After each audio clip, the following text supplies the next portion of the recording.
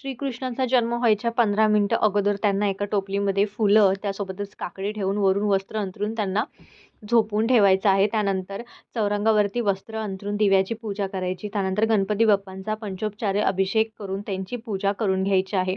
त्यासोबतच आपल्याला इकडे एक पाळणा लागणार आहे आणि आपण 3 टाळ्या वाजवून हाती घोडा पालकी जय कन्हैया लाल की या गजरामध्ये ही जी काकडी आहे त्याचं वरचा जो भाग आहे तो कापून घ्यायचा आहे आणि श्रीकृष्णांचा जन्म करून घ्यायचा आहे.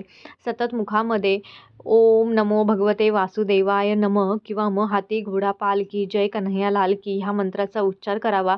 त्यासोबतच तुम्ही विष्णू सहस्त्रनामसुद्धा यावेळी उच्चारू शकता. पाण्याने, गंगाजलाने, पंचामृत, चंदन, अष्टगंध या सर्वांनी आपल्याला श्रीकृष्णांना जो आहे तो अभिषेक घालून घ्यायचा आहे. त्याच्यानंतर सुगंधित अत्तर लावायचं आहे, सुगंधित धूप, अगरबत्ती लावून घ्यायची आहे. त्यासोबतच ह्या दिवशी नवीन वस्त्र आणि नवीन अलंकार बाळकृष्णांना अर्पण करायचा आहे आणि त्यांना पाळण्यामध्ये बसवून घ्यायचं आहे. या दिवशी 56 भोग आणि बऱ्याचशा प्रकारच्या मिठाई त्यांना अर्पण करण्याची पद्धत आणि परंपरा आपल्याकडे आहे.